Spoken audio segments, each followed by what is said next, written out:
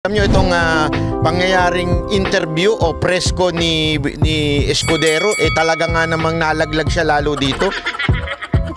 Kahit sobrang gusto niyang ilusot na hindi totoo yung pinirmahan na blanco, naku po, lalo siyang nalaglag. Pag-uusapan natin yan. Ano na ho ba nangyayari dyan sa budget na yan? Eto. Bago yan, pag-usapan muna natin ng isa pang komento mula sa Nino ho. Hindi ho ito sa mga kampo ng mga Duterte, hindi po ito sa kampo ng mga Dilaw, ito po ay ibang kampo. Okay, mamaya papaliwanag ko sa inyo kung bakit napaka-importante nito. Okay? Ito po, pasok. Ito na. Intriga kami ni Patpi. Sabi namin, bakit yung BICAM report na yan na linalabas? Yung I think... Ako din, madam, na intriga. Talay. 10 pages. Na may mga items na blanco yung amount. Oo, naku po. Pero pirmado, how can it be possible to affix your signature on pages na blanco yung alokasyon kung magkano? Nako, ayan na. Yun ang unang-unang anomalya o controversy. Kasi pag pumirma ka ng BICAM report, kasi alam niyo yung BICAM report, subject to ratification, hindi pa final document yun. Ayan, malinaw ho kasi alam mo dyan nila piniplay words actually ng mga nagpapalusot. Okay? Hindi pa naman final yung sinasabing blanco. Ibig sabihin ho, tama uli yung paliwanag po natin nung nakaraan, mapapanood nyo sa ating video, na hindi naman po yan na yung sinasabi na pinirmahan ni Marcos. Yung BICAM report. Hindi po yan ang tinutukoy ni Pangulong Duterte. Yan po ay BICAM report laang po. Okay? So ibig sabihin, ang punto pa rin dito, bakit pinirmahan ng mga senador at bakit pinirmahan ng mga congressman. Yun ang punto dito. Hindi si Marcos. Huwag natin ilihis ang issue papunta kay Marcos para sabihin ninyo, sinungaling si Duterte. Walang sinasabi si Duterte ng ganun. So, pagdating sa plenary ng both houses at iraratify, hindi pwedeng amyendahan na yung BICAM report. It is only subject to rejection or ratification. Ayaw. Hindi nangyayari yung eto na yung BICAM report, magkakaroon pa ng debate pa sa of course, pwede mangyari yun, bago mag-ratify, pwede may tumayo at mag-question. Ang mangyayari doon, i-reconstitute yung BICAM, ibabalik sa BICAM yung report, committee report, pag-aralan muli. Pwede sana nangyari yon dahil kung nakita ng ilang senador at na-question nila sa floor bago magbotohan sa ratification na may mga blanco, valid yung ground para ibalik uli sa BICAM, mag-reconstitute yung BICAM. Dapat. Hindi i-ratify muna. Dapat. Maski ma-delay yung pagpapasa ng budget. Dapat ganun ang ginawa. Nung nag-blanco, dapat ibinalik. Okay? Tuloy natin ipapakita ko sa inyo na yung paliwanag natin nung nakaraan ay pasok sa banga. Pa ng Enero para magkaroon ng ilang panahon na magkaroon ng reenacted budget, mas mahalaga yon, mas mahalagang makorek yung mga mali kasi hindi pwedeng merong blanco. Noong 2018, yan, 2018. Blanco, para sa 2019 budget, meron din ganyan nangyari. Pero iba naman yung, parang deja vu nga ito nung malaman ko tungkol sa mga blanco. Kasi ang nangyari noon, nag-ratify kami, nag-ratify yung House sa ilalim ng ni Speaker GMA pa ito noon. Napansin namin ng mga staff ko, teka muna, parang magkaiba yung na-ratify namin sa Senado, na yung ganun din ang na-ratify na para faithful reproduction yan ng BICAM report, yung enrolled bill. Pero nang nakita namin yung enrolled bill, bago na pirmahan ni Senate President Soto. Diba yan yung sinabi natin, yung enrolled bill. At from BICAM report, ito nga, ang sinasabi niya noong 2018 daw, ganun din. Although walang blanco, pero ang sinasabi niya dito, magkaiba yung sa version ng Senate at magkaiba yung in-enroll bill. Nakita namin na teka muna, magkaiba yata ito. Merong parang namamasyal na 75 billion pesos worth of different projects. Ayan. Sabi ko nga sa inyo ito'y kagawian na yung mga may discrepancy. Although, sabi ng iba, this time hindi lang discrepancy, this time blanco talaga. Ibig sabihin nun, meron laang iilan na nag-fill in the blank. Kasi yung discrepancy, yung katulad niyan, iba yung amount sa Kamara, iba yung amount sa Senado, malamang sa malamang, pinag-usapan sa Kamara. Oh, ganito gawin natin, ito ilagay natin. Yan, ganun. Oh, di ba? Pero itong fill in the blank, hindi, bahala na si boss. Sino kaya yung boss na yun? Hindi natin alam kung sino yung boss na yun. Sa tingin nyo, sino yung boss na yun? Siguro tindi ng pangangailangan ng boss na yun. Ano? O, tuloy. Na nasama sa enrolled bill na hindi kasama sa ratified version o ratified BICAM report. So, pinusyo namin ito. Pinagbigay alam namin kagad sa Malacanang. Okay. And si Pangulong Duterte, through ES Bingbong Medialdea, kinausap namin, nag-usap-usap muna kami. Ang maganda nun, nagkakausap kami ng majority sa minority. Nagpulong kami nun, Senate President Soto, Senator Drilon ng Minority Bloc. Si Senator Loren Legarda, siya yung Finance Committee Chairperson. Tapos si Senator Gringo Honasan. So, kinusulta namin kasi walang lawyer sa amin. Kinusulta namin si Senator Frank. Ano magandang gawin ni Espirito? Kasi baka masisi naman siya kapag hindi niya pinirmahan yung enrolled bill, madidelay yung budget kasi Disyembre na yon. Maganda yung sinuggest ni Senator Drilon na parang i-annotate para bang i-qualify yung pagpirma. At yung stipulate, ilagay doon sa pagpirma na, oy, iba tong pinipirmahan ko doon sa pinirmahan ng iba sa kabila. Ang ginawa ni Senate President Tito Sen, na sinasabi niya doon sa pinirma niya, ang pinipirmahan ko lamang yung nakapaloob doon sa aming niratify na BICAM report. Hindi ko pinipirmahan yung enrolled bill mismo. Gets nyo? Kasi nga, magkaiba. Di ba? Magkaiba. Iba yung sa enrolled bills na galing sa BICAM, tapos iba itong nandito sa Senate. So sabi, nilagay niya doon, pinirmahan niya. Parang kinwalify niya. So anong nangyari, masusing tiningnan uli ng Malacanang noon at nakakita pa sila ng additional pa mga 20 billion. Tiningnan daw na Malacanang doon. At may nabuking pa sila. Aguy. So yun ang pinakamalaking dito message na ginawa ng Pangulo. Ano ginawa ng Pangulo? Sige nga. Anong ginawa ni Pangulong Duterte? Nung nakita niya, inaral talaga niya na mabuti. Meron itong hocus-pocus mongus dito Baka meron tarantadong gumagapang sa kamera. Ang ginawa? Vinito. Con Fernandez, Vito, hindi Beto. Okay?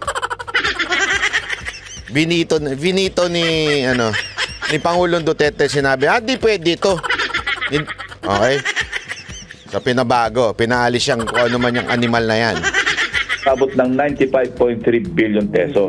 Ayaw. Sana kung makakita rin senador na iba yung enrolled bill, assuming. Kasi maraming possibilities dito, hindi pa maliwanag assuming. Yung bang mga blanco, sino nag-fill in the blanks? Correct. Yon. Kung yung mga blanco sa BICAM report, doon sa Senate version, na siya ring, I assume, na BICAM report ng House, napila pa nito, noong pinrint yung enrolled bill, yon. Ang dapat bagsakan ng sisirito, yung House. Kasi ang nagpiprint ng enrolled bill, House hindi naman Senate. Ayan! Di ba? Tulad ng sinabi natin ng isang araw, panoorin nyo yung video ko ng isang araw, anong sinabi natin? Di ba? Nagaganap ang printing sa House, anak ng tuta. So kung may blanco nga daw, sa malamang, nagkaroon ng hocus-pocus yan sa loob doon sa printing. Kasi tama naman, talagang ipiprint yan. Hindi pwedeng iprint yan nang walang nakasulat. Hindi pwede. Kasi yun mapapahamak talaga ang presidente nung pipirma niya na walang sulat. Di ba? Hindi naman yan ang tinutukoy ni Pangulong Duterte na pinirmahan ni BBM na blanco. Wala sinabing ganun si Pangulong Duterte. Huwag niyong baguhin, mga animal kayong mga media. Buti pa itong Net25, Hindi totoo naman. Mga tarantado kasi itong mga media na ito. Buti na lang naninindigan ng Net25 at SMNI. Eto nga, malinaw na malinaw dun sa printing. Meron nang naglagay para ma-print tas ipapapirma kay Marcos. Ayun, agoy, di ba? Kaya nga nangyari yun, iniba nila yung unrolled bill doon sa ratified na background report. So kung gano'n na nangyari, ang bunto ng sisi dapat nasa House of Representatives. Abay, dapat talaga. May part din ng Senate kasi bakit hindi nyo pinoint out. Teka muna, may mga blanco ito. O kaya, yung background report na na-ratify natin, na iba sa enrolled bill. Ang isa pang problema na mas siguro, mas malaking controversy, kung as is, may mga blanco, I think most of the mga blank na appropriations nasa DA Department of Agriculture. Meron sa meron sa PCA, meron sa Fisheries, Office of the Secretary. May mga ganon, ano. Nakita ko mismo kasi napadala na ko ng kopya. And at least 14 senators ang nakapirma. Napadalan daw po siya ng kopya. Ito, linawin natin, ha. So, meron siyang kopyang blanco. Linawin natin yan, ha. May kopya siya na blanco. At yun din ang sinabi ni Ungab. Ibig sabihin, yung kay Ungab, yun din yung natanggap siguro ni Lacson kasi may blanco din. At parang pareho nga, sa sinasabi, sa Department of Agriculture may mga blanco. Malinaw yan. Kasi umamaya, meron kasing ayoko na lang magsalita. Meron kasi diyang isang nagsalita, sinabi niya, bakit isang kampo lang ang nagreklamo? Hindi ho isang kampo lang ang nagreklamo, mga kababayan. Pati po ito nga rin sinasabi ni Lacson, siya rin nakatanggap. Di ba? Sus, Ginoo kayo, Doon sa BICAM report na may mga blanco. Nako. So, doon pa lang sa ginawa ng Senate, medyo may problema na kasi blanco. Malaking problema. Kung ang balikan ko yung kung ang pag-fill up ng mga blanco nangyari sa pag-enroll ng doon sa enroll bill, ang kasalanan nasa House. Pero kung naipasa yung enroll bill na i-transmit sa Malacanang na may mga blanco pa rin, sino na nag-fill up ng mga blanks? Di malamang yung DBM. Nako. Or kung sino man yung mga ahensya pa na bago isumiti sa Pangulo para pirmahan yung mismong GAA, napilapan, pero ng executive branch. Mas anomalous yun kasi ang executive branch hindi pwede mag-amyenda. Pwede na mag-veto, mag-line item veto, pero hindi pwedeng ibahin ng Malacanang kung ano yung tinransmit. So sabi ko nga sa inyo, di ba, isang araw, naku, hindi kaya merong mga magkakakutsaba dyan? Hindi natin alam. Kasi sabi ko nga malamang siya, alam naman natin si Marcos, pa-relax-relax lang. So, baka mamaya pinaiikot siya ng mga tauhan niya. Hindi, ako ito, seryoso ito. Let's give a fair and unbiased opinion on this. Baka malamang talaga, tama naman yung sinabi ni Marcos.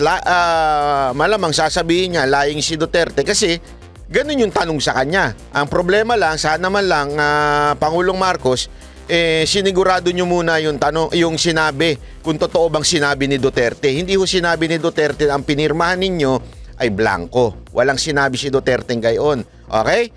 Ang sinasabi dito, mula doon sa ratifikasyon na enroll bills, doon blanco.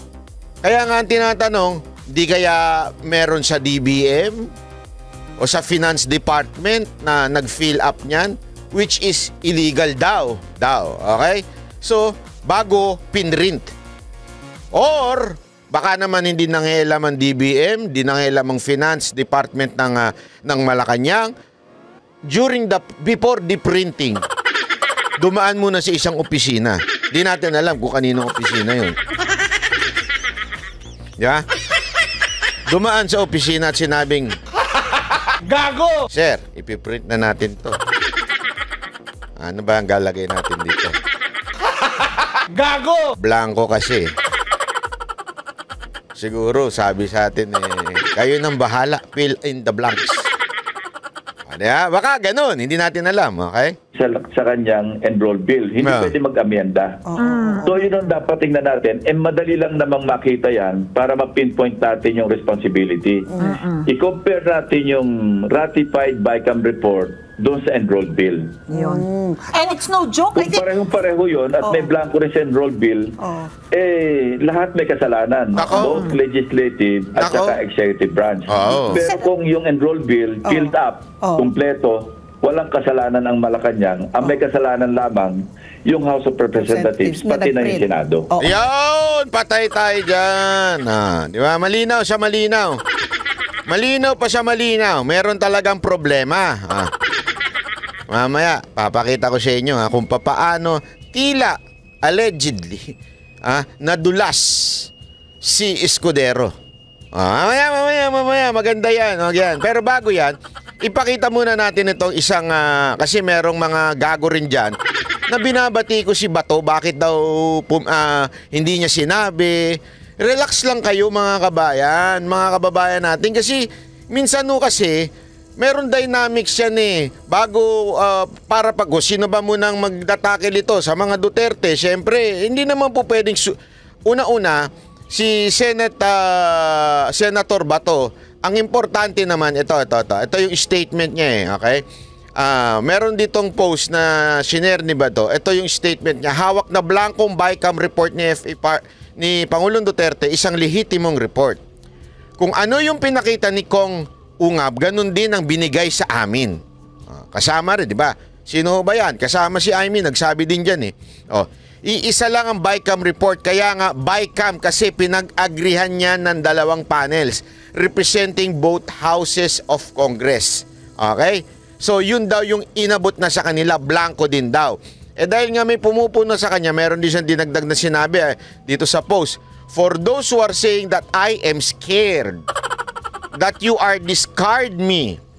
You know, if I were scared, I should have signed the BICAM report. I was the one only who didn't sign and walk out of BICAM meeting. Yun, nag-walk out pala siya. Malamang, nung nag-walk out siya, nag-usap-usap na sila ng kampo nila na sinasabi, ito, i-report mo. Kasi si Ungab ang taga Davao, report mo. Siguro yun ang laging nandun na i-report mo ito kay Pangulong Duterte. Ayan, hanggang pinag-usapan na nila na gagawa na sila ng podcast, di ba? At mas may papaliwanag po ni Ungab. Bakit to? Si Ungab po 2 beses naging chairman ng appropriation. Mas alam niya yung mga galawan sa kamera. Alam niya yung papaano i-hocus-pocus ng mga animal doon. Kaya nga, sabi ko nga sa inyo hindi ho kaya.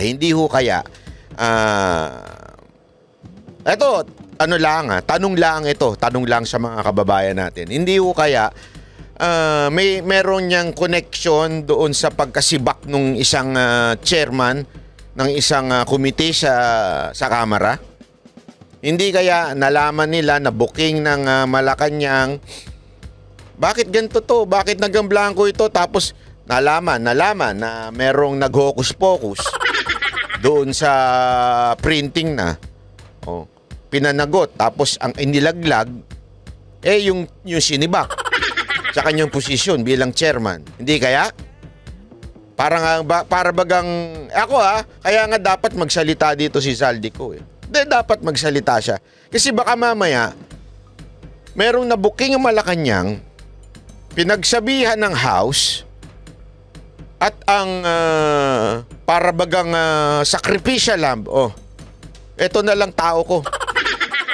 Si Zaldico na lang ang malaglag.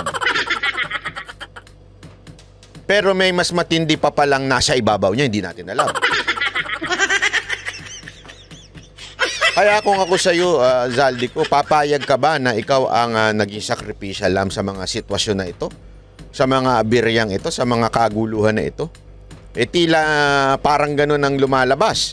Diba? Hindi natin alam. Parang ikaw ang sacrificial lamb. Sana magsalita kayo kung ano ba talaga nangyari. Totoo ba o hindi totoo na kayo ay sacrificial lamb? Totoo ba na meron talagang blanco bago ma-print? Ano ba talaga ang tunay na dahilan? Ang importante dito malaman natin ng katotohanan.